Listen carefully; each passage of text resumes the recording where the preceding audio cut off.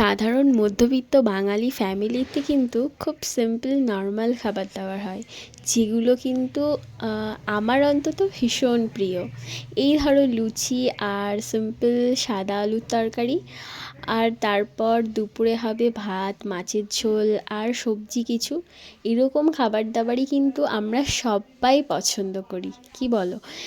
আর এই যে দুপুরে খেয়ে নিয়েছিলাম মোচা দিয়ে চিংড়ি, আর একটা ছিল ভেন্ডি আলু এগুলো দিয়ে একটা সবজি, আর মাছের ঝোল, রুই মাছের ঝোল, যেটা খেতে কিন্তু দুর্দান্ত ছিল। একদম পাতলা ঝোল কিন্তু কিন্তু খেতে কিন্তু অসাধারণ। আর সন্ধ্যাবেলায় খেয়েছিলাম চা, দারচিনি এলাচ আদা দিয়ে একটা কড়া করে চা, মুড়ি মাখা, যেটা আমি খাইনি। খেয়েছিলাম বিস্কিট। হ্যাঁ, বিস্কিট আর চা খেতে আমার বেশ ভালো লাগে।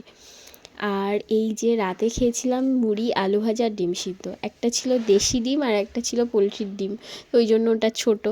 যাই হোক, এটা খেতে কিন্তু আমার বেশ ভালো লাগে। তো কেমন লাগলো ভিডিওটা অবশ্যই